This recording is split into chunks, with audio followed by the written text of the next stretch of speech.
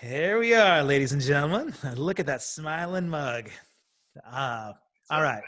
All right. So to kick this conversation off, I just want to let folks know that don't already know uh, this beautiful hunk of a man. First, I think came to most people's airwaves through some rock radio in Portland. He's done rock radio for decades now, and he's got all sorts of crazy stories about his exploits with bands. And besides that, he's been a huge centerpiece in the community for events and promotional sort of things. He works kind of behind the scenes with J Felt Presents and Sterling Talent now. But better than any of that, he is the kind of guy that if you want your ex-wife to be with somebody else for the rest of their life, this is the guy that you want, right? So with no further ado, this is Dan Bozyk, ladies and gentlemen. Hey man, what's going on? This is so nice to see your smiling mug. That's hilarious. Yeah. She sent me a picture of you guys just before we hopped on here. She said, please tell Dan hello. Jen's a beautiful human being. She really is. Yeah. So there's a little shout out for Jen Rankin. Right on. In fact, I'll just kick it right off. Here's the picture that she sent so that we can share that. All right. So this is the picture. Yeah. There. Look at that. You know what? Some people have this look that Jen has right there when they see like Johnny Depp or Justin Bieber. But who would have thought that? Well, I would have thought because I've had the same man crush on you forever. But, come on. But look at that. A celebrity sighting. That's great, man. Anyway, so all right. So we're a few months into this pandemic now. You're quarantined in your spot with looks like your man cave. You got the Kiss Army swag. Yep. Oh yeah. Right. You like that? I do like that. Let's talk about some of this. What do you got going on behind you here? Don't worry about the reserved parking sign, but tell me about these other things. Let's see. Yeah, there we go right there. Steelers parking only. Yeah. A row of license plates from the different states that I've lived in. Right over here, you got some autographed Who tour poster. Oh, wow. Including John Entwistle, too. No way. Really? Yes. Yeah, I scored that one when I was in Toledo, and they were, what was that for? Oh, they released Isle of Wight Festival. Wow. Okay. And, yeah, I got that. And then right back here is Trent Reznor from one of the first really great alternative rock shows that I ever went to. I was doing radio in Lima, Ohio, south of Toledo, like 90 minutes. I ended up scoring some tickets for 9 Inch Nails, who I was aware of, but wasn't a huge fan of. Yeah. That was like Toledo Sports Arena, Mosh Pit, Jim Rose Circus. Oh my God. And Pop Will Eat Itself was one of the other openers. And that was one of the life-changing moments. That was one where it's like, man, I want to be a part of this. This is the world, because it was all like pop and classic rock before that. Right. And God, what a year later, I was programming my first radio station in Toledo, Ohio. Really?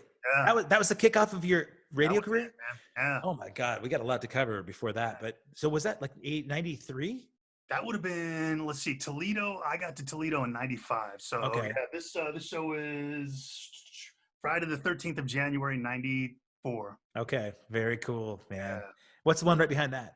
And then there's it's the 6-time platinum Smashing Pumpkins Melancholy RIAA award. Right on. That's cool. And you were already broadcasting long during that time, so that's yeah. That was also Toledo's. Okay. Well, so did you grow up? That's just one of the coolest plaques that I've got. That's a really, really cool, well done one. This is what's that? Oh, I was just gonna say, this is chronologically. This is cool because you've got your license plates behind you. Yeah. So we could talk. Did you grow up in Ohio?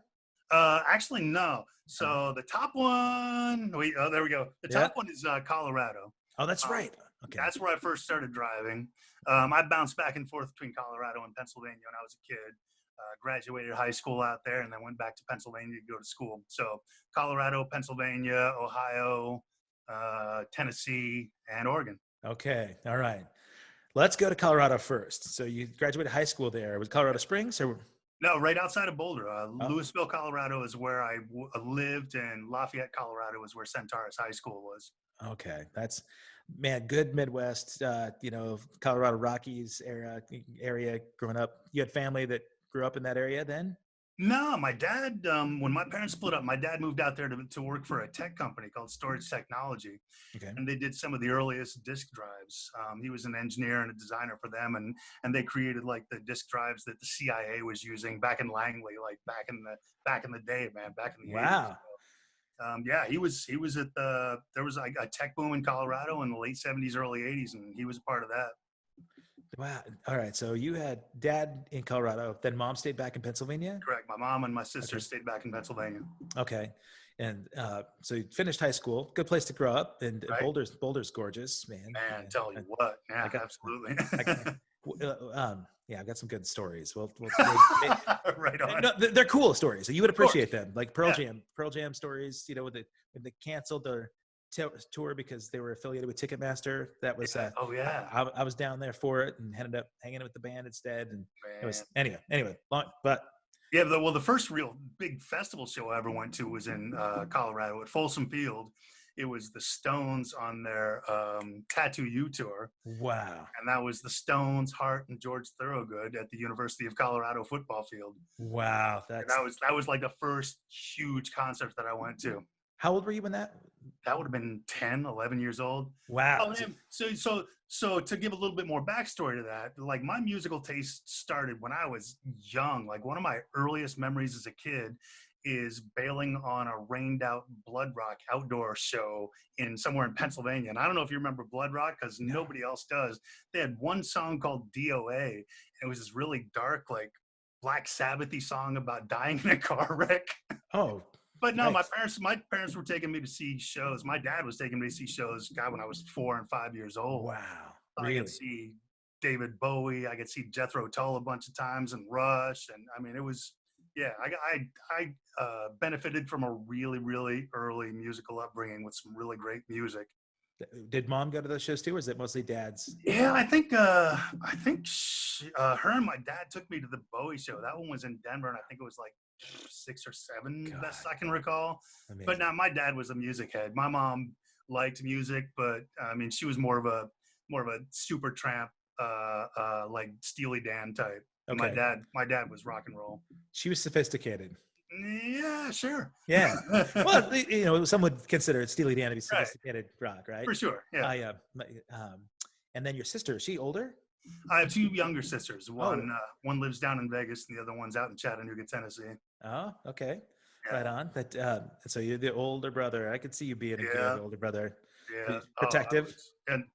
I was see, I didn't get a chance to do all the protective stuff because I was gone from age 10 to 17. Oh, okay. So like the time that they're starting to date and all that, I didn't get to be hey, you're going to date my sister. You're going to eat a knuckle sandwich first. And then we'll see how that washes. I didn't get to do any of that. That was kind of a bummer, but you know, they were, by the time I moved back to Pennsylvania, really cool, well-adjusted and, you know, great friends. So they're probably not Steelers fans though, are they?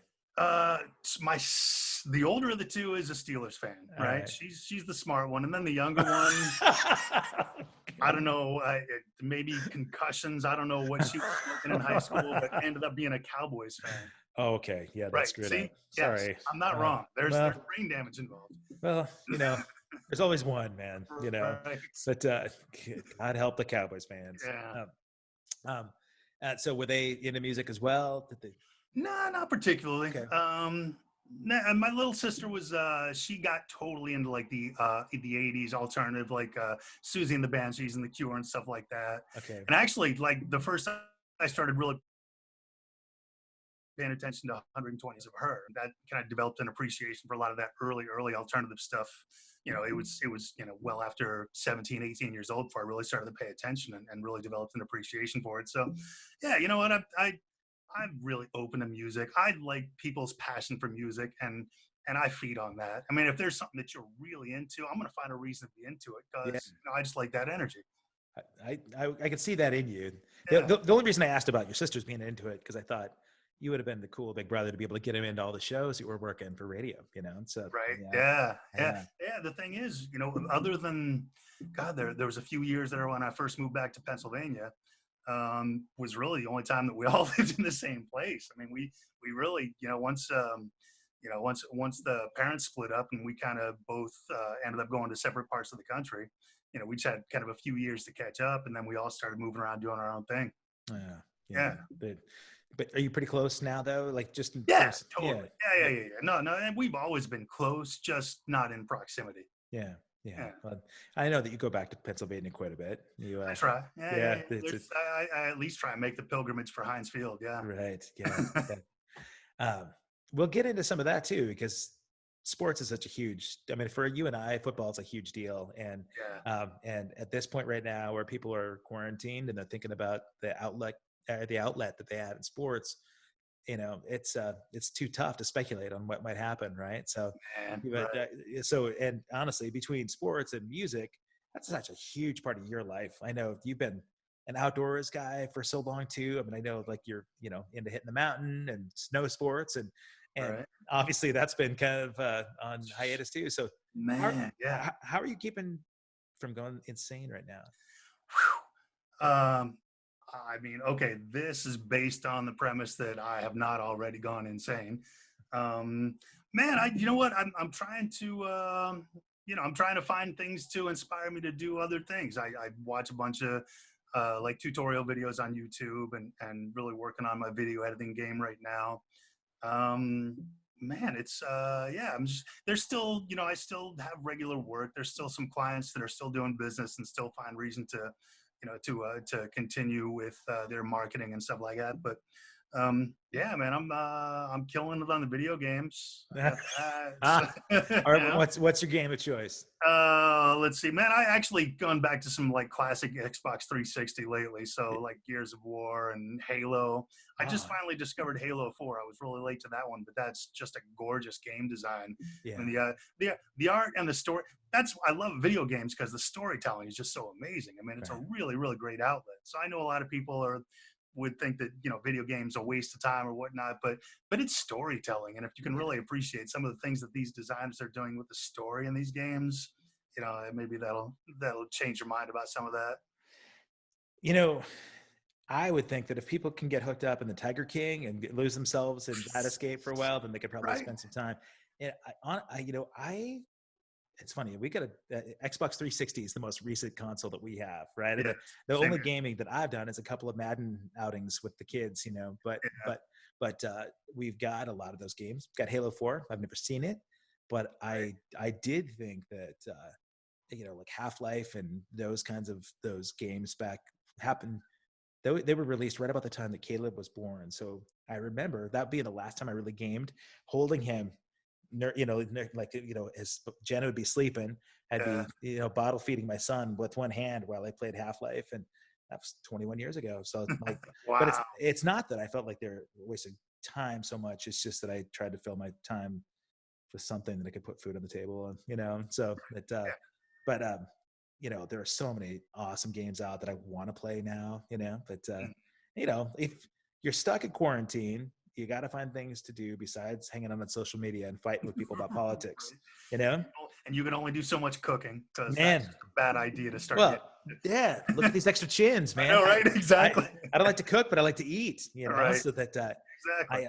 All right, well, man, let's think about the music thing, because if you said that truly your inspiration for radio happened after you went and caught this Nine Inch Nails show. No. Radio started before that. That was my first programming gig, and that's where I really started. That's where I got my bug for programming current music. That's okay. Because before that, it was a lot of like hybrid classic rock stations, really library based, gold library based stations that played some new music.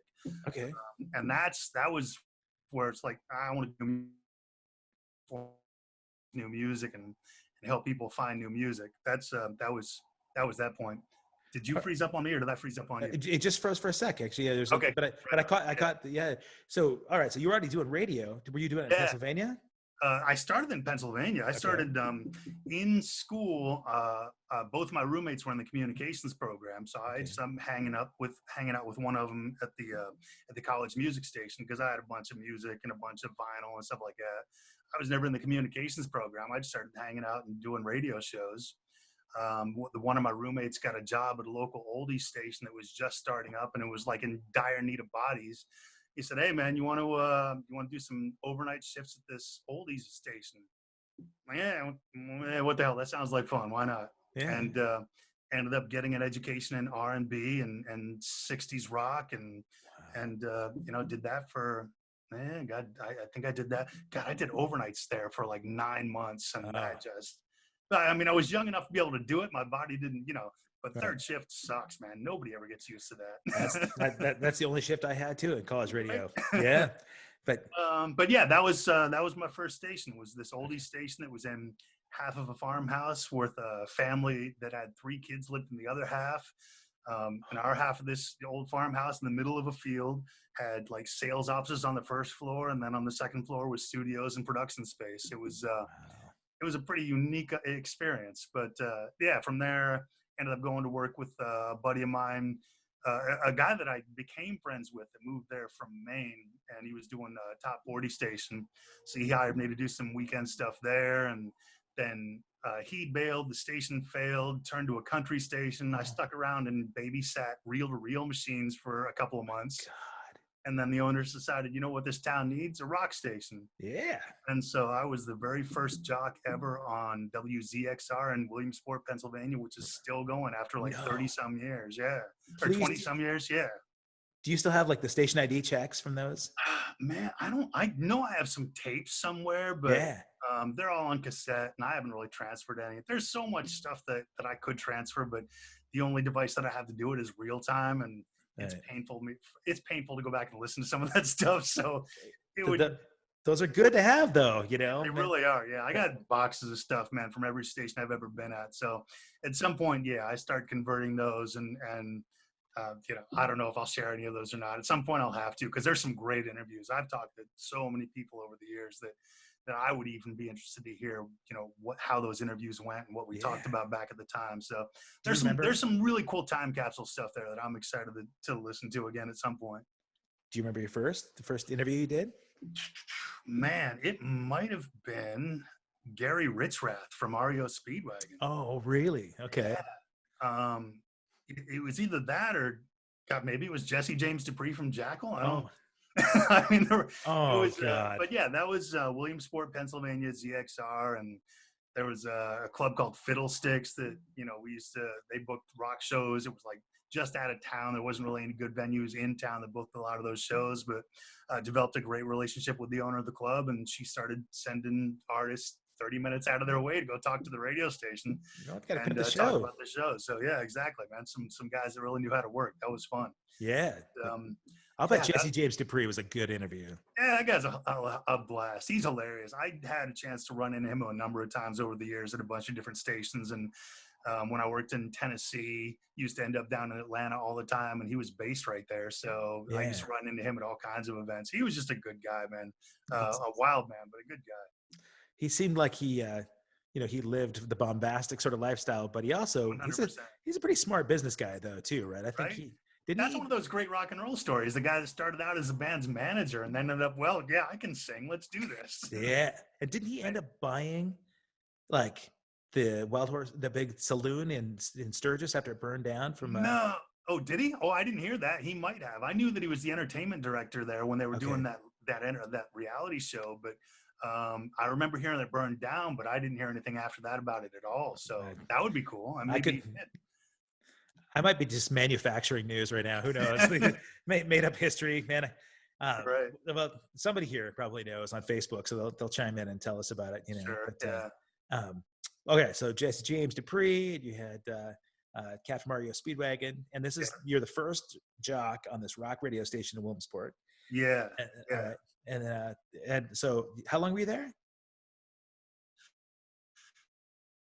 Man, I did that 91 to 93. And then the guy that actually hired me to do top 40 part-time before all the changes to that station was in Wilkes-Barre, Scranton, home of Dunder Mifflin. Absolutely. Doing top 40 there. And he said, hey, man, I need to put together a morning show. Do you want to come out and work for me?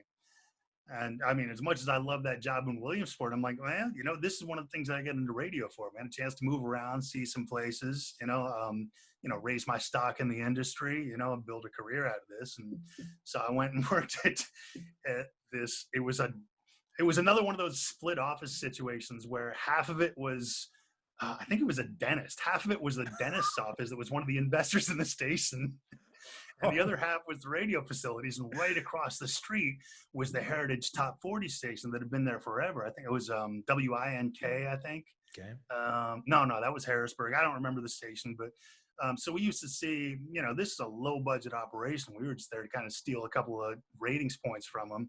You'd see them wheeling out their giant boombox radio station vehicles and stuff like that. And we just had this van, which by the way, I still have the key for. Oh no.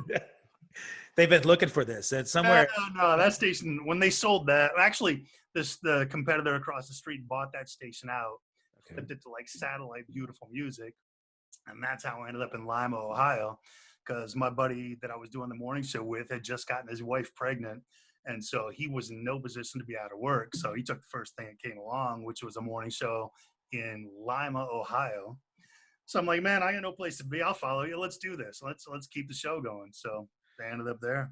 So you had inspiration from your buddy, but were you thinking at that point, because you mentioned using this as sort of like credibility building, you've decided at this point, man, I'm in this for a career. This is what I love doing.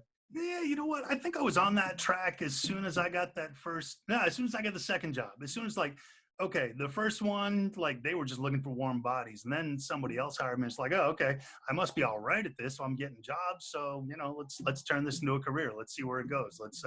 Because, I always loved it. I remember at that rock station in Williamsport, WZXR, looking at the Radio and Records Trade magazine, going, oh, look at all the cool stuff that KUFO is playing. I was aware of KUFO in Portland way before there was any even the inkling of me moving to Portland.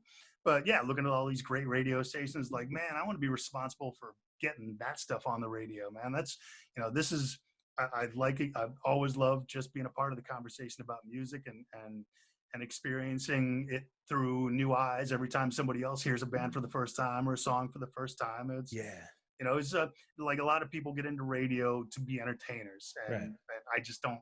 I've never had that pay attention to me thing. It was always, I just want to be a part of this conversation and further the cause of the art of music. Man, I love that. Really, there is something magical, right? If you could turn somebody on to a band for the first time, and especially when it becomes their new favorite band, right? Those are the moments. Do you ever have this vibe though, or this feeling that, I was into that band long before anybody got into them, and now it kind of sucks because they become so big, it's not as special to me, or do you feel like? No, I don't. I've never been that. I've never been that protective of it, or I don't know. I guess that's. I know there's a better word for it, but I've never felt that. I've never felt that exclusive love for a band. You ruined it because you came along. Right. They sold out because they got popular. Right. Yeah. I mean, I don't blame. Yeah, I don't blame the fans for that. I mean, if a band starts trying to cater more to that new audience because they see an opening. Right. I mean, more power to you. It was fun while it lasted. Do your thing, man. It's, I've never felt the ownership of a band like that. Okay. I always, appreciated and respected evolution in a band. And if I don't follow them, I don't follow them. It's it's no skin off my nose or theirs. Good, more power to them. That you're in the right job, then, right? I think specifically about bands that have taken so much heat. Yeah. So right, you talk about that era, about the 93 era. So at that point, grunge was hot, but Portland's music scene was starting to take off too, right? So Everclear was blowing up at that point. Yeah. And I remember doing interviews with a band that I was in shortly after, where one of our members really dogged them on an on-air interview at NRK. Oh no. Because they said, well, yeah, it's the Everclear syndrome, that they write one song over and over again.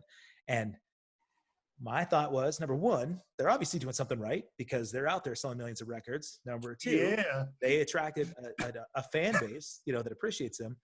And ultimately, it's that golden rule. If you can't say something nice about a band or somebody, then, don't say anything at all. But I was, I remember feeling that way about some bands, and just never say it because I thought there was a talent and a skill to their songwriting. But then when it wasn't blowing up, or when it started blowing up and they kept repeating themselves, Nickelback is one of those things that people love to rail on Nickelback, right? So it's funny because to me, Yeah, they did something right. They sold so many millions of records. And Right. I actually really got off on their stuff when they became successful early on. Drummer was wicked. I thought the songs were good. Right. But my lighting director is fixing my light right now. This is awesome. Ah, nice. I'm going to go ahead and I'm going to admit there was a couple of minutes there where I really enjoyed them because they were good guys. They worked their asses off for those first couple albums. Yeah. Then they wrote that "How You Remind Me" song. It's like, oh, well, should we just struck gold? Let's do more of this. And Yeah. but they were genuinely nice guys, good performers. I appreciated them. Well, people that kind of know the industry know that band was around for a long time, man. They did. Right. I think they had like 6 or 7 records out before that, right? Yeah. And so a band that's hustled like that for a decade, even if it's not taken off Right. that whole time, why wouldn't you, right? Put Right. together a list of songs that may end up putting a retirement plan in, but you get that kind of heat, I'm sure, all the time when you were doing radio. I'll bet you had like haters calling in saying, "Man, you guys are playing so much of this," even though you didn't have a lot to say about what was going on radio by that point, right? Man, you know what? By the time I'm trying to think of where, maybe like KUFO. I mean, before that, it was a lot of stations where I was the program director. It was basically all on me and my music director, and I've had incredible people working for me to where, it was my call, but I didn't make that call because I had these people that really sold me on the idea of this is a band that the station should invest in. So, until you get into until I got into like really gold-based radio stations or back into gold-based radio stations, there wasn't so much repetition. And when it was a song that was going to be around being played that often for a month, right? That's just the nature of current music is, repetition. You want to explain to people that out there that might not know what gold-based radio is? Oh, gold-based like classics, older songs that 10, 15, like proven hits. You're not trying to expose anybody to new music. You're just playing the stuff that people will sit and listen to. They'll go from song to song, and they're never going to hear something. I'll put it to you this way, and this is one of the things that kind of broke me with radio. That's probably stating it a little strongly, but when I was working for the most recent classic rock station, it got to the point where the station was established, great audience, and it's like, maybe it's time to do something interesting. And it was explained to me, we're not here to do anything interesting. This is basically the radio version of McDonald's. When they come here, we want them to get exactly what they expect, nothing more, nothing less. And that's not what I got into it for. The spirit's gone. Yeah, the soul of radio disappears at that point. Yeah. I mean, not really, because there's still interesting things in the presentation. I mean, there still are, all in many aspects of the broadcast, but it was the music part that meant the most to me, and it was really where my heart was invested in the business of radio. You got a lot. I guess you got involved in a lot of live shows too, right? You're kind of the face for a lot of those radio stations where you go out to live shows and either introduce the bands as they come on or yeah. So tell me about some experiences early on that really were like sort of memorable to you. Man, God, one of the first times that I had to help an artist come out onto the stage was, do you remember the band Dirty Looks? Oh my God, Cool from the Wire. Got 2 of their albums. Yes. Yeah. So, that was one of the first, like, wow, this guy is messed up. Henry Ostergaard at Fiddlesticks in Milton, Pennsylvania. And that album in particular blew my mind. I was a huge fan. Great record. I got to be friends with their guitarist at the time, Paul. And I remember introducing those guys at Fiddlesticks and that guy stumbling out on stage and, needing a little hand to come up the steps. And, once he got in front of that mic and strapped the guitar on, the guy was money. I mean, he was just that. I respected that. That was a hell of a performance right there. That's a lot of the times you deal with people that appreciate, what they're there for. They're not just there to play songs. They're there to put on a show. They respect everybody that spent every cent to get into that show. And, not that I necessarily think it's disrespectful to come out and, be shit-faced like that. Maybe that's just the day you had. I mean, nobody can be on 100% of the time. it happens, you know. You were there for that experience. You got to experience a train wreck, and you know, next one's gonna be okay. Thanks, puddle of mud. Yeah. I didn't say that, but yeah. No, I feel bad. My buddy Matt plays guitar for them too, and that poor Yeah. guy's done more damage control on his gig than. But I'll bet. you know, it's great that you can have that perspective. Some people, you know, some people will pay to go to a show. They'll pay to travel. They might get a hotel room, and that's Right. their excursion, right? You know, when they go out, and that's to them, this is their escape. And then they go out and they see their heroes, where yeah, they might be mailing it in, or they are disrespectful to their fan Right. base. And you know, I think about that every time I step on stage, right? I want to make sure that people know I appreciate every bit of their Yeah. being there, you know, and because if it wasn't for their support, man, you know, I'd be stuck in quarantine talking to people on the phone, you know, and so and it, you know, it's my livelihood. That's what I thrive on. And so you would hope that bands appreciate the support of their fans and their friends that are out there. It's where you develop relationships with people too, you know, because I think that people that really value music and bands will feel more connected to a band and be supportive of them through, you know, all those times. Even Dirty Looks hitting tiny clubs, you know, people can appreciate the fact that, man, you know, yeah, they were hammered till they did their show, and then we got to see this performance that they acted like they were on stage in Wembley, you know, because that was where they shone, you know. But did bands really appreciate your involvement in radio because you were there to support them as well, do you think? Man, that's a good question. I think, I mean, you can definitely tell when you've got a rapport with someone, and they just really appreciate that they're connecting with somebody. And then other times, like, you know, this is part of the business. This is what I got to do. The label rep told me I got to go to this studio and talk to this person for this many minutes, and you know, make sure I plug the album in the show. And you know, that's my job today. Again, I don't begrudge anybody that. I mean, I understand that it's a job, and everybody has good days and bad days. You know, from the concert perspective, I understand that I have a viewpoint from a position of privilege where I didn't buy that ticket. Right.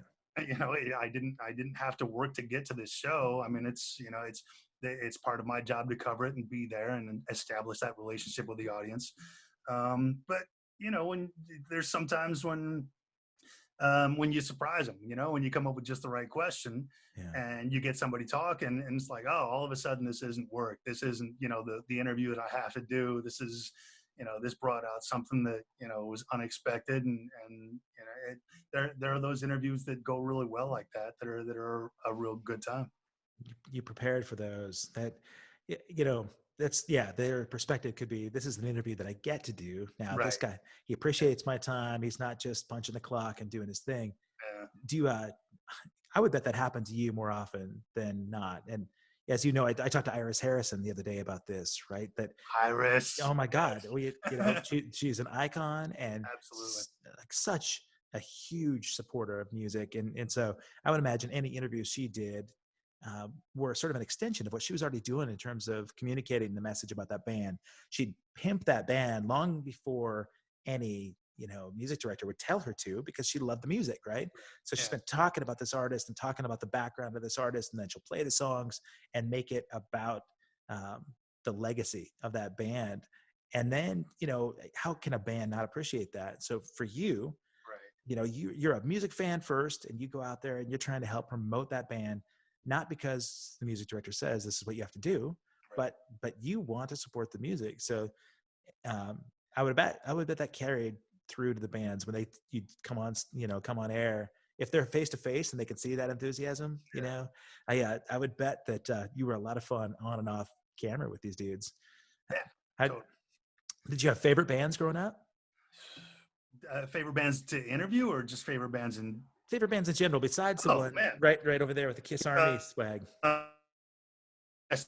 started out as a kid. You know, that was just, you know, every kid that grew up in the 70s, you know, I had a Kiss lunchbox, all that. Oh yeah. And then, you know, I started developing appreciation for a lot of the bands my dad listened to. And man, I'll tell you what, that was a ridiculous music education, because in my house, it could go from Kiss to Bob Marley to Gil Scott-Heron to Steely Dan to Jethro Tull, like in the span of an afternoon of listening. It was, Wow. my dad had a really, really varied taste. It's one of the things that kind of makes me bad at programming music is there's a lot of things that I think fit together just fine that nobody would ever listen to in, Yeah. in a commercial radio setting. So yeah, I got to be I was a huge Kiss fan, led to being a Cheap Trick fan, led to being a Jethro Tull fan and a Rush fan from going to see those shows. And I think the first band that was truly just mine, I mean, this is after going through my Doors phase, Jimi Hendrix phase, Led Zeppelin phase. First one that was truly mine is my dad got an album from this band that somebody recommended to him. It just wasn't his thing. He said, yeah, here. He used to give me a lot of albums, and this one was brand new, and he handed it off to me, and it was Motley Crue's Shout at the Devil album. Oh, God. And, and that's the one. It's like, yeah, okay. And then that led to Metallica, and boom, I was a metalhead, Iron Maiden and all that stuff. Yeah. Yeah. But So, Motley was the first sort of that rock. was kind of my introduction to real metal. That's, I mean, you may or may not consider Motley Crue real metal, but yeah. that was the culmination of so many things. I mean, they were definitely influenced by Judas Priest and Black Sabbath and all of that. So they were dangerous then, man. They were. Oh God, to everybody. Oh yeah. When Looks to Kill came out, that was the first video that I saw that I thought, I want to do that for a living. Right. I saw Tommy up there, Right. changed my perspective completely. And Exactly. I have great memories of being on a Motley show with you a few years ago, my friend. Oh yeah, that's right. Yeah, totally. Good times. But Yeah. so that was your rock phase, and you were in Pennsylvania during that time? Still in Colorado? That was Colorado. Yeah. Oh yeah, yeah. That was, yeah. God, when did that album come out? It was like 85. Yeah, that sounds right. So yeah, 84. That sounds right. So 13 years old. God, man, good stuff. That I what I'd love to know, because you've been involved in putting together events a lot with Jason Feldman here. Yeah. And, if you were just sort of if you're a booking agent, right? You had unlimited budget, and because you had such a varied taste in music, do you have a dream show that you would put together? Like right now, today, people, maybe one venue opens up and all bands passed, even if these members have passed on. If you had a dream band, jeez, man, a dream lineup, 3 bands that you put on a bill at the same time. Wow, boy, that's a good one. Man, geez, that's a spot. I mean, one of the bands that I always loved seeing live, because it was always something original and unique, was Rush. I mean, to do like a total like prog, like Rush and Tool on the same stage, something like that would be amazing. But I'll tell you what, if I was just putting together like a backyard barbecue show, the one band that would always be included is the Super Suckers, man. Oh yes, one of the most entertaining live bands ever. Absolutely. I mean, they're just without some of the greatest entertainers on stage. Like one of the greatest shows that I ever went to was at one of my favorite shows, not one of the greatest shows, but you remember when Mount Tabor Theater was Sabala's? Oh yeah. And it was Super Suckers and Reverend Horton Heat played in that room on my birthday. Oh yeah, right. That was just that was kind of the perfect show. Yeah, I don't know, man. Putting together the dream lineup would really kind of depend on the time, the place. But man, to see something like Tool and Rush together. Oh, it'd be all men. Yeah. No, that's not true. I know a lot of ladies that love Tool. And yeah, but it's a small number. It's right. Yeah, there'd be a large amount of sausage at that show. Yeah. But it's fun to think about, right? Because I too like a lot of different styles of music, and if you were to ask me the same question tomorrow, it'd probably be different than I think today. But every time, definitely. But what's the one today? What's the dream lineup? 3 bands today. Well, there are some bands that you talk about that I never got to see live. There are some bands that I regret having never seen live.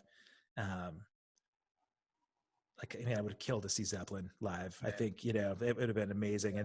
And Bonham is like one of my, all-time favorite drummers and most inspiring drummers. And so my youngest son, Nolan, turned me on to Beatles, and I was such a, fan of like hits, but I didn't know about the obscure stuff. And so now I've been going deep in the catalog for so much that if I could find a variation of the Beatles that played deep cuts and not the hits, it would be amazing. my all-time favorite band on the planet.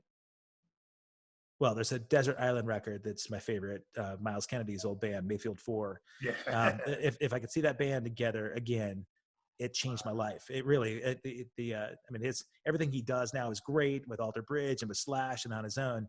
Yeah. But there was a time that band changed everything about me and got me through all the hardest times, you know? Yeah. And so yeah, I mean, that's a weird pairing to put Beatles. Oh, and okay, my all-time favorite artist is Prince. So Right if I could get Prince, the Mayfield 4, and Zeppelin together, I think that'd be my favorite show, you know? Okay, So yeah. that's today. Ask me tomorrow. That's a great answer. Yeah, right on. And I miss that dude so much, man. You know, I love that last week they had a rebroadcast of this unreleased concert from '85. Yeah. Did you catch that show? I did not. It was incredible, man. It's probably still archived on YouTube, but yeah. You know, the hype. I think they put it up for like a week or something. I think there's still a chance to watch it. Yeah. Like, oh, you know, speaking of concert promoters, look who wants to enter the room right now. Bring him on. Can we do that? For sure. We got Jason Feldman popping in here. This is a good time to talk about it. Yeah. Hey, all right. He's connecting to audio, which is great. Look at that. Oh yeah. What a timely entrance. The he looks studious with these specs on. Right. Jason Feldman, there he is. There he is. All right. Hey. Hey, what's up, guys? Good to see you, buddy. How you doing? Most excellent. So, have you been watching the interview thus far? I have. Okay, so you know then you came in at the perfect time. We were talking about concert promotion and if we could put together a dream lineup of all, you know, but you know, with neither one of us being a real person to put together these shows, this is a perfect time to ask you, Jason Feldman of J. Feld Presents and Sterling Talent, your dream lineup, all-time favorite. Pick 3 bands. If one venue in the whole planet opened up right now, let's think about the venue. Let's think about 3 bands you would put on. They don't have to fit together. Doesn't matter whether they stylistically match, but let's hear it. Well, is my goal to make money or is my goal to have a show that I love? Only show that you love. Show that you love, totally. Who cares about finances? Rush, Led Zeppelin, and Prince, probably. Oh, yeah. Wow. All right. That we have a consensus. All right. So we can't, I guess we can't work on that show together then, buddy, because there are some members missing. But yeah, I can think of a number of ways why that one's not going to work anymore. Yeah. Unless, no, actually, Bozyk probably has a time machine somewhere. So working on it. Yeah. That is half the fun of dealing with tribute bands, is that you basically get to sort of, Bozyk and I go through this exercise every year. It's around the Hairfest lineup. We go and we put all these bands on a big old spreadsheet and it's like, we don't put the name of the tribute. We put like Metallica, Beastie Boys. Well, that's like, that makes sense. Yeah. No, because that's what people are expecting to enjoy when they go, right? So but it's also just such a crazy exercise, you know what I mean? Because it's an exercise that would never otherwise go through. So it's, in a way, we do get to make the dream lineup every once in a while. That you're like the Download or the Castle Donington, concert promoters, because they put together some bizarre pairings too. But I'm gonna pick my venue because I didn't say that, Bozyk, but since this is close to your home, Red Rocks would be the spot, man. I want that show at Red Rocks. Yeah. That was mine. That was mine too. Oh, yeah. All right. High five. Boom. Yeah.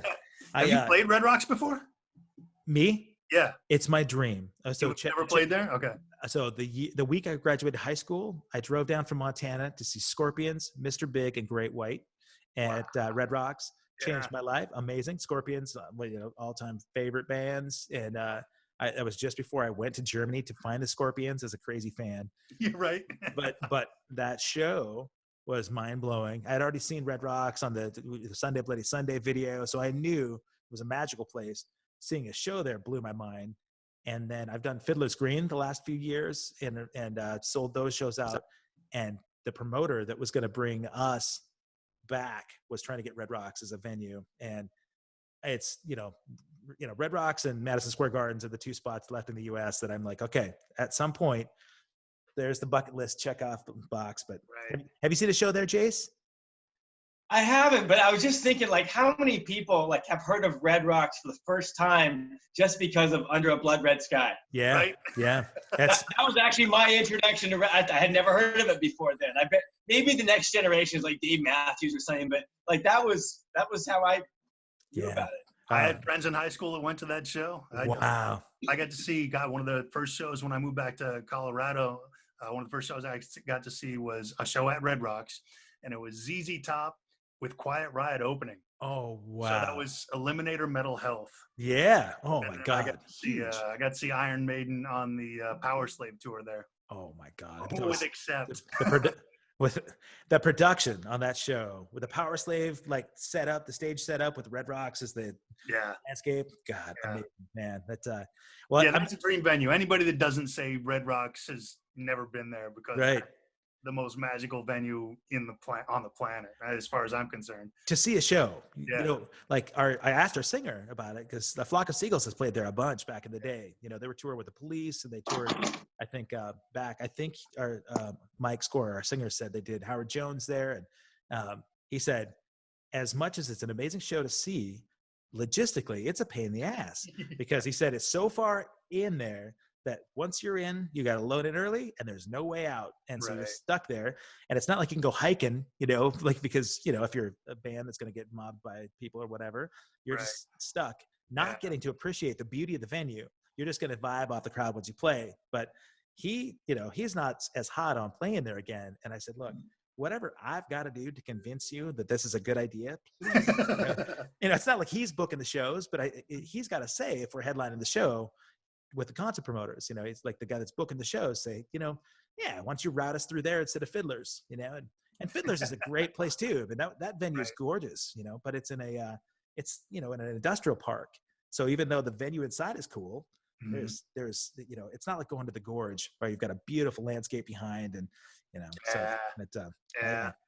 I know all of these things are nice daydreams, right? As we're stuck in our dark rooms, you know, in quarantine, we think about, you know, I remember back in the day when we could go see a live band. It didn't matter if it was a crappy, smoky club. It was just nice to see other people, you know, shoulder to shoulder, and have music blast in our ears. But you know, Jason, I think you and I discussed this earlier. It's really, really tough to speculate about what the future holds, right? Nobody knows when things are going to turn, when venues are going to be able to open up with live music successfully and in long term, you know. So I would imagine, being business guys, I know about the legendary Monday meetings that you and Bozyk have, where you plot out, you know, next steps. Probably been a while since you guys have had a face-to-face, I'm guessing. But, whoa, look at this. Look what I got today. This is a big deal. Oh, espresso. Wow, you went out for coffee. Nice. I actually got, you know, I mean, I am a big time hunker downer. You know, we don't leave the house hardly for anything. I didn't even go to the store, and I go to Extracto about once every 3 weeks in person to get beans. Yeah. When I go for beans, I get to actually get my mocha. So I got one today. I'm actually done with it, but I'm just like kind of holding on. Get the additional vibes throughout the day, you know. Yeah. We're gonna come back in about 6 months, and Jason's still gonna have that cup there. You know, it'll be plated in gold, and you know, it doesn't take much.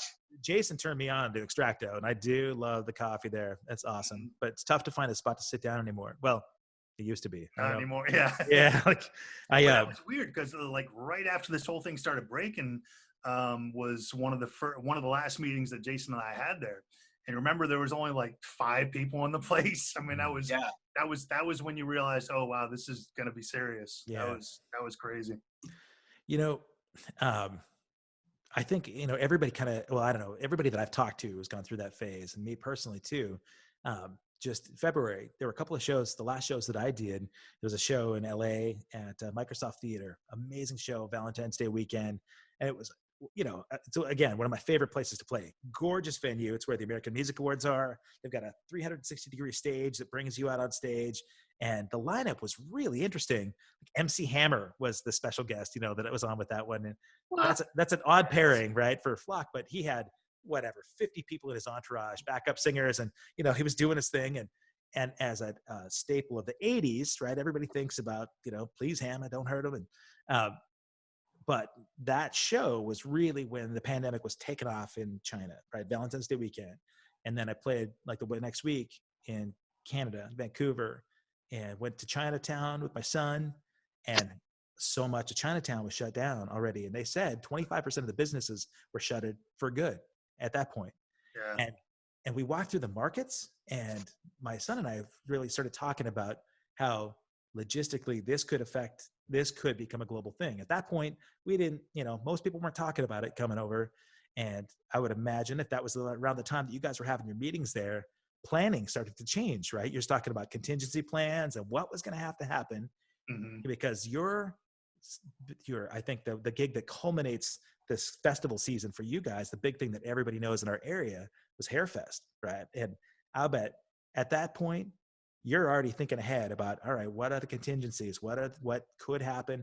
You already can imagine, I'm sure, that the questions are going to start coming from people like, can we still, can we hold our space, or can we still camp there? Can we? And so how did, if you guys are cool with it, talk about how plans changed for you guys in terms of your contingencies and what your thoughts were as things evolved into something that affected us locally. That's all right there, Jason. Yeah, let's hear it, Jason. I mean, it's interesting. We stopped spending money. Actually, it's interesting. When I look back on that, I'm like, one of the first thing we did was just hit the pause button.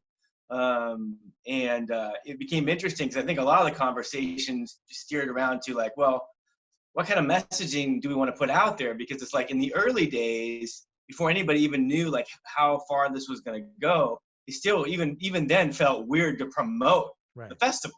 You know what I mean? Just because we like, well, it's just like, it seems kind of tone deaf or, and that wasn't really the way to be going. So that was one of the weirder things about it.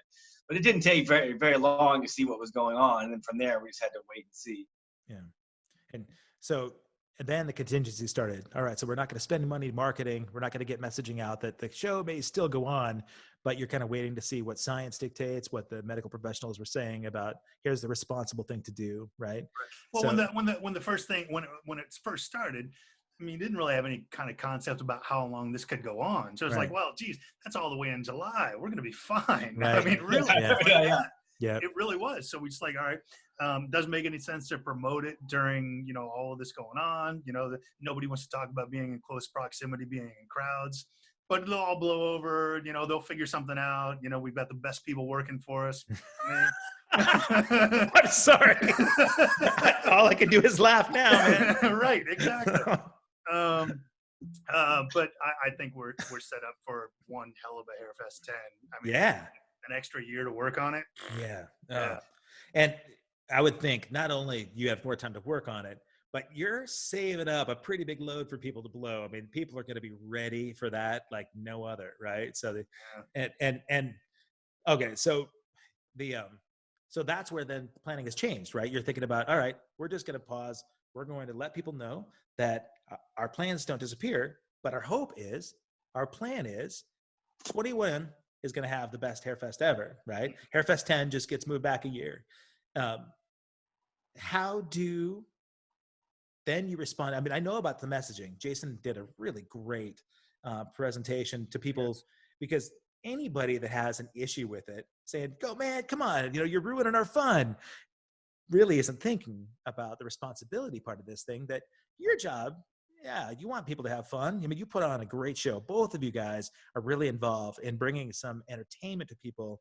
That's it's an escape, really. It's an opportunity for people to just unhook from their lives and really just enjoy themselves for a few days, both musically, presentation wise. They've got a great food selection. The community thing is really a big part of it. There you go. And so, people want that. And that's kind of where we're looking at people like wanting to break quarantine just because they're so desperate for some kind of engagement. But that's not, like your idea about you want people to have fun. You're an entertainment presenter, but at the same time, you care about your community enough to say, we also want to protect you, right? And so you're presenting information in a really good way that's not... Go ahead, Jay, sorry. I just think it's important to, I think, what I think people may or may not realize about things like this is that when you're deciding to cancel a festival, in general, it's not an ideological question. You know what I mean? It's a pragmatic question. People are like, well, you could move forward if X, Y, and Z, or you could make a statement or whatever. But that doesn't take into account that, first of all, at any given time, half of your audience feels the opposite. Right. Second of all, you have sponsors and partners. There are a lot of people involved. And so, you have to have alignment of thinking across all those people. And, that's not the time when you go to make a statement or buck the system. It's like, no, discretion is a better part of valor, and you live to fight another day, and you do so in good conscience, because it's sort of like saying you don't waste the money you don't spend. It's like, well, if we don't do it, no one's gonna get hurt. Right. We know that. Right. Yeah. I love the responsibility and the accountability that you have there for that. I think about this because you guys, as concert promoters and as people that are putting these shows together, think about the documentary, the Fire Fest, right? This is like one of those things, right? Because you think about, there's no altruism going on there at all, right? The guys that were putting that show on, it was a money grab. The dudes, you both watched the documentary, the story, right? Jason, you watched it, I'm sure, right? Oh yeah. Like, here's an example of how absolutely not to put together a show, right? I don't operate at that level, and I don't want to. Right. Yeah. But not even in terms of like the magnitude of that type of show, but there's no way that would be the justification behind you putting together a show. That was all about but that was all about a very specific demographic. Yeah. The point of that show was to make it as much of a scene for people that could afford to be there. And, right. That wasn't really about the show so much as just getting the right people there. The outcome is an awesome source of entertainment, though, right? Much better than Tiger King to me, We could talk about Firefest. It took me a long time before I could actually watch the Firefest video. I'm sure, man. Everybody just said, "Oh my God, it's just so horrifying." It's like, oh man, right. And the festival planning season is year round, right? So there's never a good time to engage with that kind of content as a festival. Right. But I did eventually, and it was worth the time. I highly recommend it. Yeah, it's not like it's going to affect the way that you put on a show, other than say, we're going to avoid any. And no matter what, you'll feel awesome about your worst failure. That's the truth. It ain't that bad. Compared to what happened. Yeah, actually, the mark was set pretty high for So I would imagine that we'll probably still be talking about Firefest for decades to come. So what we hope, right? But I think what I'd love to know, when Bozyk started the radio scene here, he had this huge impact on people on radio without ever having met him. A lot of people knew his voice, right? He was so involved in helping promote music. And I know, Dan, we jumped ahead in terms of timeline, right? Bringing you out here. We can go back to that. But I know for me personally, there were certain on-air personalities that I changed the channel on because it was really hard for me because it was all about their persona and not about the presentation of the music, and you could tell that you loved the music. You were there way before you and I met. You could tell that this is somebody I want to hang out with, right? You had that vibe. And I think everybody gets that feeling about you, even my ex-wife, right? So, I think, so this pairing where you and Jason connected, I'm interested to know where this happened because there's so much behind the scenes that you guys did together that people might not know about. So how did you guys first connect?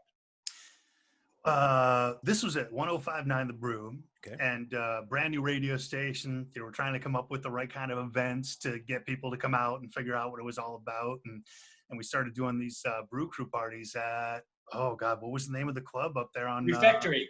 The Refectory, yeah. So these brew crew parties at the Refectory, and I'm trying to remember which one came first. Did we do Appetite for Deception first, or did we do Stone and Love first? Appetite. I'm pretty sure Appetite was before. And then, so I think it may even have been Brandon Cook that said, "Hey, I know some guys that are doing this." I'm like, "Oh, we're definitely going to find out about that." So we reached out, and that's where I first made contact with Jason. And and they played that show, and I'm like, well, these guys know exactly what they're doing. This is brilliant. You know, we're definitely going to do a lot of this. And man, that was kind of the cornerstone of the scene. I mean, that's what started everything was those two bands being associated with the Brew.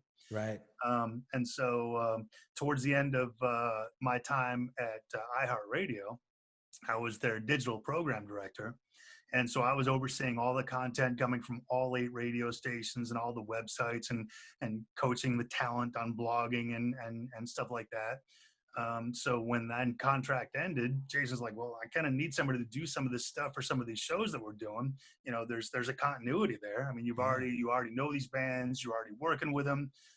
You know, let's blow this up. And that's kind of where my involvement with JFL Presents came. Right on. Do you remember that well, Jace? Oh yeah, you know, it's funny. I was going through, because you know, one of the things about having this all this time at home is time to go through boxes and stuff. And I actually found like a bunch of recordings, like video recordings from those early Brew Crew parties, and actually a big poster. I should have gotten it out, but it's deep now. But a big, like, the posters. We had these movie-sized posters of the Brew Crew parties. Wow. Yeah, I mean, this was probably what? I mean, it's probably 2008, 9. I mean, it was that would have been 2012, 2011, somewhere right around there. Because I started at the Brew. Yeah, it would have been 2009 is when I started at the Brew, and they started doing those parties late 2009, early 2010, I think. You know what I remember? Really low ceilings. Yeah, you're right. It was like it felt like you were in a lunchroom out of a middle school. And I remember this, and I always remember the sound engineers complaining about it. Oh yeah, I'm sure Mark Thomas stabbed the ceiling with a mic stand more than a couple of times there. Yeah. It's hard to throw drumsticks, you know, when the ceiling. You can do this and hit the ceiling, you know, from the stage. But so that point, right? So the Brew Crew show started happening. And you're off iHeartRadio. You start pairing up with Jason. At this point, you're just working with bands and helping with social media promotion and that kind of thing. Yeah, okay. Pretty much. And that's most of what it is for me. Yeah, that started like 2014, 2015, I think. Right at the beginning of the Hairfest. Yeah. Right. So you had already done a couple of Hairfests, Jason, at this point. Yeah. Yeah, and you know, the thing of it was, it just kind of it grew organically. Like, you know, we would. Like, you know, if we had like enough projects with one client, we develop a system around it, and then we'd apply that system to other clients. So, you know, part of it too is that, you know, it's like, you know, one little piece grows on top of the piece before it, kind of thing, which has been kind of cool. You know, in that pairing too, because you talked about the sponsors and being cognizant of their market reach, and if you're helping sort of promote your event, you're also trying to make sure that your sponsors are taken care of in the community. That's a huge thing about you guys, is that your community involvement is much bigger than people kind of realize, I think. When Hairfest started out, you know, you paired up with Joan Monin, right? And the Wild Hair in Canby. And they had their first Hairfest. It was essentially it was kind of a tiny little club event behind the venue, right? Where Joan partnered up with you. And I think what's been amazing to see is how this thing grew to a multi-day event, multi-state event, you know, people coming from all over the country to get married at these shows. And, you know, but then, you know, but the community involvement is always the same. And you guys have local sponsors as a big part of this thing. And a lot of the sponsors right now are struggling just the way all these other venues are and the bands are. And I know that, I don't know, individually, I see both of you guys being really supportive of the community and of these venues.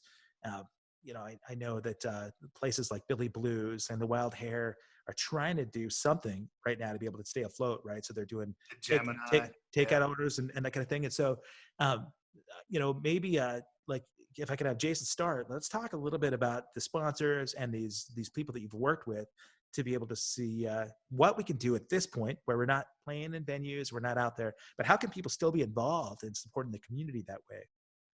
Yeah, it's interesting. When you know, Bozyk and I were, you know, sort of connected, you know, maybe 4 weeks or so ago, we'd already pretty much wound down every show that we were going to be promoting, and we were sort of just waiting for the summer to cancel. And at this point, I mean, almost everything over the summer is canceled already. And so we thought, well, what should we do with our platform? And we thought, well, this would be a good opportunity to basically advocate for several different stakeholders in the live music world, right? Probably the most, you know, urgent of those being live music venues, right? Because they're basically were the first to close and they'll be the last to open just by the nature of their business and their size. Well, they have monthly overhead and they still have all the rent and all that stuff. And the various programs that, without waxing, political about it, the various government programs just aren't tailored to that industry. And so music venues and event spaces in general, any type of, space that relies on gatherings to even break even, is in a really, precarious situation. So one of the organizations is the Independent Venue Coalition, which we have like on the JFL Presents homepage. But, one of the things they're doing is they're advocating for independent music venues all over the country. Most people don't realize this, but in Oregon, it's 100% independent music venues. Wow. People don't realize that. Yeah, it's like, it's really kind of a special thing. And so, and a lot of the folks like Jim Brunberg here at Mississippi Studios and Revolution Hall, the folks at True West and Marquee, they were all together in this and kind of leading part of the charge there. And so if people just go to the website, if maybe you can share it later, Kevin, Voice Venues, it's one of those things where you just sort of, a quick templated form and you press send and you can send this in. So just, you don't have to give any money or anything. You just need to like press send on something to help add your voice to the cause. We're basically lobbying for live music venues to get some tax relief and other things. And then more locally, specifically, there's Music Portland, which advocates for stakeholders across the entire music community. So from musicians, engineers, venues, studios. So Music Portland has really been instrumental in bringing education about the various, like government programs for getting assistance and stuff. So it's the same kind of thing for musicians to join or for people to join. It doesn't cost anything. Right. So Music Portland is always gathering data to lobby for funds to help, the music community. So again, same kind of thing, going to musicportland.org, all you gotta do is just join and that gives them muscle to negotiate with. And then the third one I'll mention real quick is the Live Events Industry of Oregon, which is LEIO. Okay.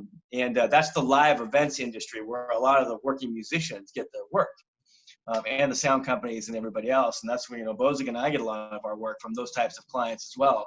And so that's, kind of doing what the other two organizations are doing, but with its overlap, but they're specifically about the events industry. So that can be everything from weddings to auctions to, private parties and things like that. So all three of those need the same thing. They need your voice, your signature. They need you to press send. Yeah, man. That's my spiel.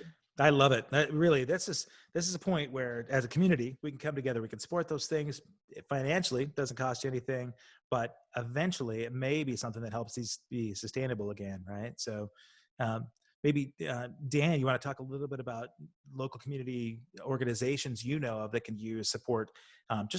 If you want to transfer spending power, right? Some people that might be staying home, if they're already doing, like food pickups at one place, maybe talk about some of the venues that they could get some help from. Well, on top of what Jason said, it's important to support the advocates for the industry. I mean, to amplify that voice. Yeah. But then like the venues and the bands, it's kind of the same thing. It's buy the shirt, order the food. I mean, just support the operation of whatever it is they're selling. So yeah, the Wild Hair Saloon is doing carry out. Billy Blues is doing carry out, including breakfast on the weekends. I just heard that the Gemini is about to start ramping up some of their stuff, and they're really bummed that it's going to be a long time before they see any music coming back. But yeah, I mean, any chance you see to order for some, I mean, most venues have merch, most of them have shirts. If it's, if you got somebody's birthday coming up, you get them a shirt from one of these cool Portland venues, or a shirt from one of the bands. I mean, support the operation in any way you can, man. It's money that you would have been spending on a ticket that you can spend on something that's actual, physical, and tangible, and you'll have for a while. So, that's, I think, it's not even generous because you're getting something for it, but right. It just makes sense to find those ways to support these bands in any way you can, as much as you can. I love it. Really, one thing that I noticed, there was a great nationwide commencement speech that was given to graduating seniors, right? And the focus, I think, in part of that speech was this community banding together. And it's real easy to isolate anyway. We were supposed to be isolated at home, but to isolate independently where you're just thinking about yourself or your family and not really thinking about, if I help this part of the community, this community is going to come back, right? Like the venues are going to be coming back. The restaurants may stay in business if I help support them. And at the same point,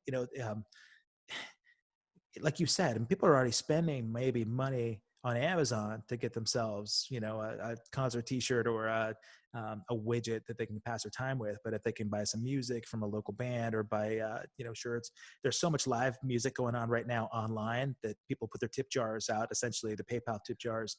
And it's a really difficult thing for a lot of bands to, number one, adopt that type of technology to get something out of it.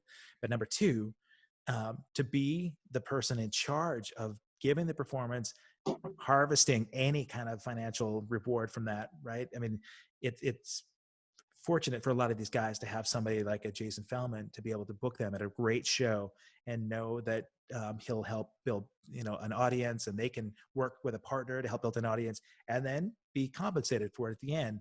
All that's kind of gone right now, and they're kind of out trying to like forge into this new frontier of doing it on their own. So I do know that so many of us have musicians that are out there that are playing music. Even if you don't see a tip jar out there, reach out to those musicians, I think, and say, hey man, how can I support you right now? While you're waiting for your stimulus check to come in, let me buy one of your, if you got a digital download or anything. I think it helps. I know even if there's not financial support, I know that people are coming apart at the seams in a lot of ways right now because it's scary. And even just knowing that they've got their community looking out for them by supporting them with listening to the music. I froze up for a sec, sorry. But I think I do know, like, it's really cool to watch Jason's drum videos right now. He's working on getting Red Light Romeo's gig happening. And so we've got these great AM Gold songs, these 70s soft rock hits that he's been doing. I love the music anyway, but it's fun to see Jason, spending his time being productive and doing that. So do you have any gigs that, because you should have been playing right about now, right? Did you have a gig lined up, Jace, that had to be taken? Oh, I mean, everything's canceled. It has been that way for a while. Our entire we're canceled through the end of August. Yeah. I just wondered if, like, maybe around now, because it seemed like you guys were going to break out with this new lineup right around this time, right? Oh yeah, the Romeos would have already played a few times. Yeah. Okay. Yeah. But you know what though? I look at the year, it's a lot like a clock. You know what I mean? It comes around eventually. So what becomes a horrible ending, it basically turns into an awesome beginning, which is, right. Well, the flip side is 80% of the customers are booking the exact same bands for the exact same things next year. Yeah. So if you look at it that way, hey, when you roll into September, it's never looked so good for the following summer as a starting point, right? At some point, let the year die and just say, hey, awesome. Yeah. This is a killer September, man. I've already got like a ton of gigs booked for the summer. Kick ass. That's a nice light at the end of the tunnel for sure, man. Yeah. I kind of go back and forth too, because I don't want to look that far into the future. We've got shows that are potentially booked for then too. But at first, when this all started happening, I thought, I kind of just want to go to sleep and wake up in September, right? Wake me when the gigs are ready to happen again, because I get so much of my livelihood out of it. And then I really started to enjoy being forced to slow down and look at some of the other things that I can be productive with. I love having time with my family. I've really enjoyed this kind of thing where I can have conversations and catch up with people that I don't get to see because we're so busy all the time, and what turned into something that I wanted to have a casual conversation has been a daily occurrence. And I booked all the way through June every single day, and so at least it keeps me on a schedule. And, I probably was already insane anyway, but I'm, a little less insane than I would be if I was like hanging out on social media all day. Right. Yeah. I think, Dan, we were touched on a few things. That one of the conversations that we had was these formative years that allowed you an opportunity to discover music. And I saw on your page, so you and your buddies have been posting pictures from those formative days with you with your long curly hair. There's a picture on your page with Gary Moore, the Beacon Theater. Yeah. But a timely thing too. Check this out. Here's a picture of Bozyk getting his diploma with the old high school graduation. Yeah, Isn't that classic? That's right. And this actually looks a lot like an era that Jason had some Kenny G looking pictures too, right? So did you guys have the same haircut? Very similar, actually. There was a period of time. Absolutely. Yeah. Guilty as charged. Wow. It was great that Geraldo presented you the diploma too. How lucky were you, buddy? And then is that Edward James Olmos in the background? That was Vice Principal Esparza. He was a cool guy. Yeah. That was in Colorado, huh? Yep, that was Centaurus High School. Yeah. Okay. What was your team, your mascot there? Oh, it was the Warrior. It was a Spartan Warrior. Of course it was. Okay. Yeah. All right. And tell me about this picture. Look at this entourage, man. That was cool. That was that was the first time that I went to New York City, and it was to see Gary Moore play at the Beacon Theater, and it was like one of those insane shows where you'd look over and I saw God, what's the bass player for the Late Show band, Letterman's band? Sid there, Will Lee. Will Lee was sitting right next to me. There were a bunch of people at that show. It's one of those, Beacon Theater's not a huge room, and right. Gary Moore is legendary. So, yeah, that was a really cool opportunity to see a show there, and that was early days of radio, and I was the music director of this brand new rock station, and there was nobody else at the station that was going to anything like this. So I got by default all of this stuff. So I went to all of these shows, man. I ate it up. Yeah, what a beautiful venue. Hey, Bozyk. Hey, Joe Squires is busting your balls here online. Hey, so that pic is so good of Dan getting his diploma. I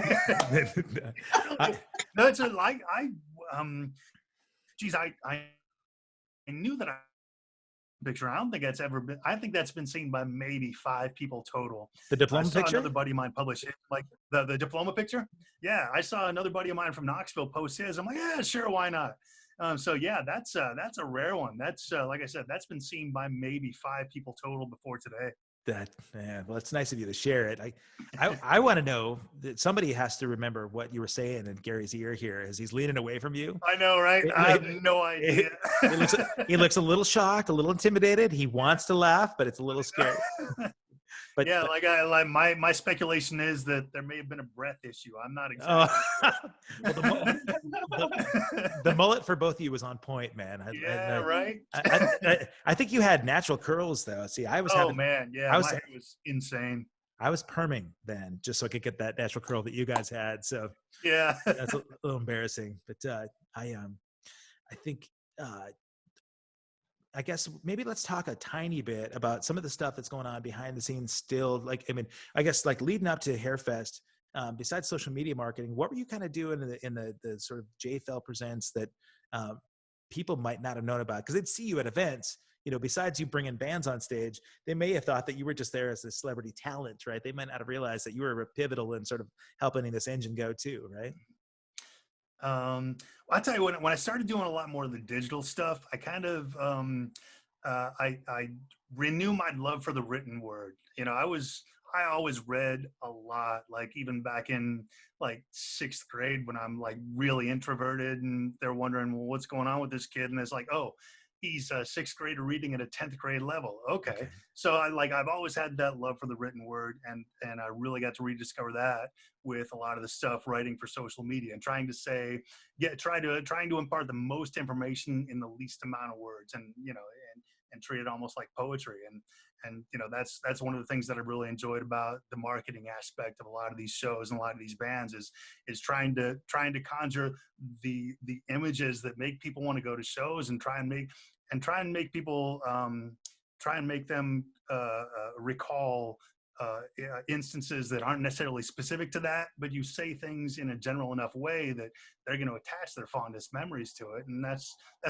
the art of language is just something that I've really paid a lot more attention to. I love that. Do you write? Because I know that you were working on a blog separate from sort of producing these shows. Yeah, not really. I don't. I've never really written for myself. I kind of like to create personalities for for businesses. You know, it's Hairfests are a really easy personality to create. And you speak in a voice that a lot of people appreciate because they know a lot of the terminology involved in the shows and going to the shows, and a lot of that translates to a lot of other businesses. It's trying to be casual, conversational, and really, establish conversations with people that may be in the audience for whatever that business or concert or band is. I think you were doing that on radio before too, that when you were promoting music, like I said, long before anybody ever got to meet you, they felt like they kind of knew you because there was a casual part of your conversation that it didn't feel contrived. It did not feel canned at all. You hear radio personalities where you can instantly tell, my God, that guy's got as close to a script as you could possibly have. And, I would think that, like I said, I would change the station if I felt like I was being sold a bill of goods, right? If I felt like that person's, the authenticity wasn't there, their voice was canned. And so I love radio personalities that really felt like I could sit down with this guy, over a cup of coffee and talk about our favorite bands and know that that guy's going to talk to me one-on-one. People felt like they knew that with you, and you really are relatable, so do you feel like when we're able to sort of be around each other again, how do you see maybe this changing for you, where you can still communicate your love for the written word, but develop a communication style, where you're bringing people together, helping them discover businesses or music? Mm-hmm. You see your ability to sort of adapt and change with what may happen in terms of? I don't think a lot of that changes. I think it's just really kind of the way you approach it. You acknowledge that, there's going to be some apprehension about whatever comes of being in crowds next, until, and even after there's some sort of vaccine or something, there's still going to be apprehension. Sure. There's going to be skepticism. There's going to, it's, basically all you can do is you can be as relatable and personable as you can. That doesn't change. That's kind of always been the philosophy. We acknowledge that you acknowledge on some level that there's fear, but we have fun things to do. We're gonna process that.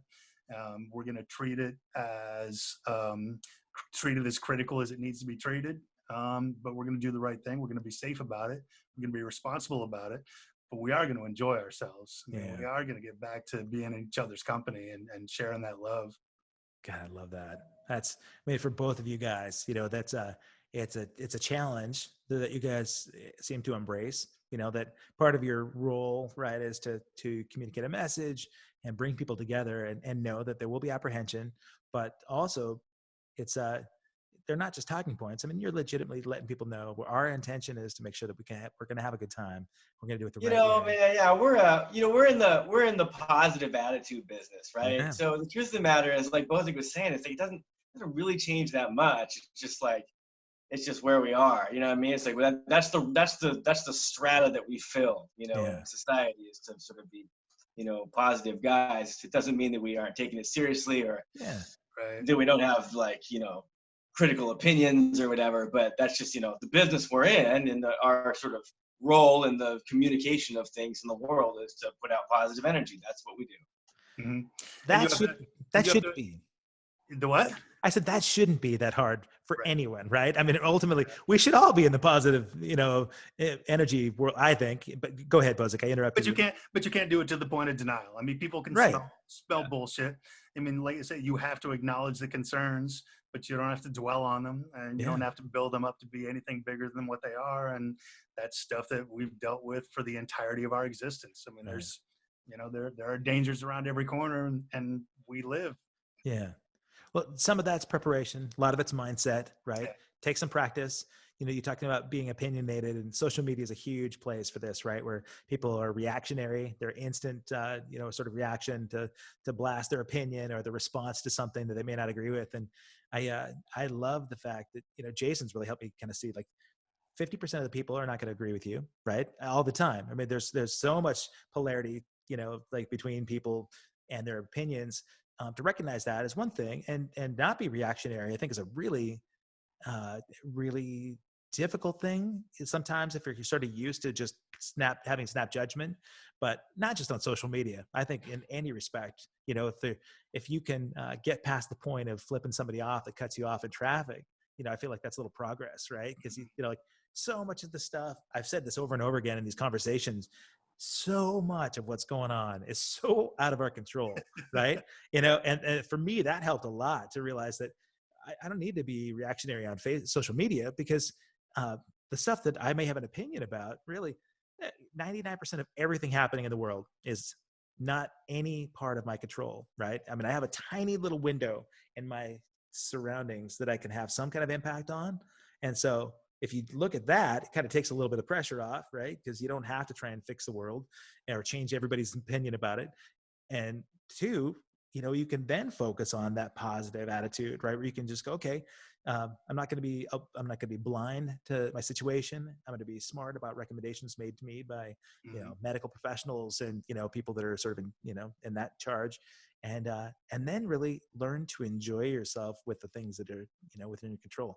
Play in Halo, and working on, 70 soft rock tunes in your basement, and, having a campfire ring with your kids in the backyard, man. I mean, it's just, as much as it's challenging and difficult for a lot of people right now, I don't want to miss the opportunity to smell the roses about the really good things, and to me, what we're doing right now, to me, has been a really cathartic thing, because there are a lot of people in my environment that I have a lot of respect for and admiration for.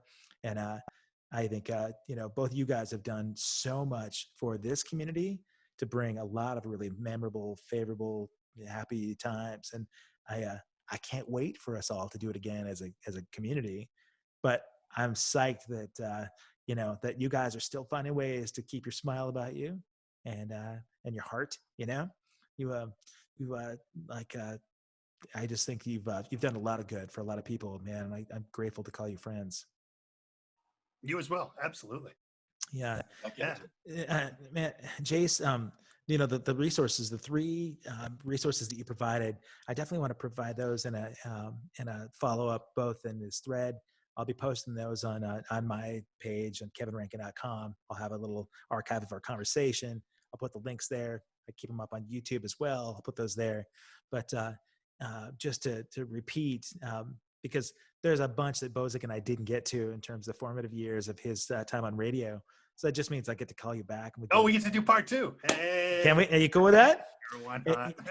I think it'd be a really fun follow-up too, man, to see once things open up a little bit. I know that there's going to be, there's a trial phase, right, where there are going to be some venues that are going to be testing some things out. So rather than speculate about what those things might be, it might be fun to kind of follow up and see, hey, what's phase 2, or phase 1 of the re-entry looking like for you guys, So, but I'll definitely have all those resources there, because I think having people involved in ways to help the venues and the bands and then your community businesses is a really important thing.